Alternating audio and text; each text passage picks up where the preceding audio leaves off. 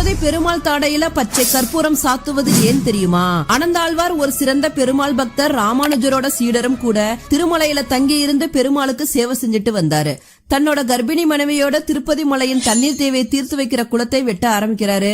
தன் பக்தனுக்கு அருள் செய்ய நினைத்த பெருமாள் சிறுவன் வடிவில அனந்தாழ்வார் கிட்ட போய் நானும் உதவி செய்யறேன் அப்படின்னு கேட்கிறார். ஆனா அனந்தாழ்வார் அதை மறுத்து விடுறாரு.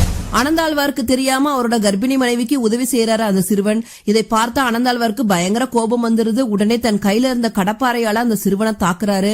இதனால சிறுவனோட தாடையில இருந்து ரத்தம் வடிய ஆரம்பிக்குது. அந்த சிறுவனும் அங்கிருந்து மறைஞ்சு போயிறான். உடனே திருப்பதி ஏழுமலையான் தாடையில இருந்தும் ரத்தம் வடிய ஆரம்பிக்குது. அனந்தாழ்வார் கோவிலுக்கு போறாரு. அங்க பெருமாளோட தாடையில ரத்தம் வர்றத பார்த்துட்டு வந்த சிறுவன் பெருமாள் தான் அப்படின்னு அவருக்கு தெரிய வருது. உடனே மனமுருக வேண்டி பச்சை கற்பூரத்தை எடுத்துட்டு போய் பெருமாளோட தாடையில வைக்கிறாரு. உடனே ரத்தம் நின்று விடுது. அனந்தாழ்வாரோட கடப்பாறையை இன்றும் திருப்பதி பெருமாள் கோவில்ல பார்க்கலாம்.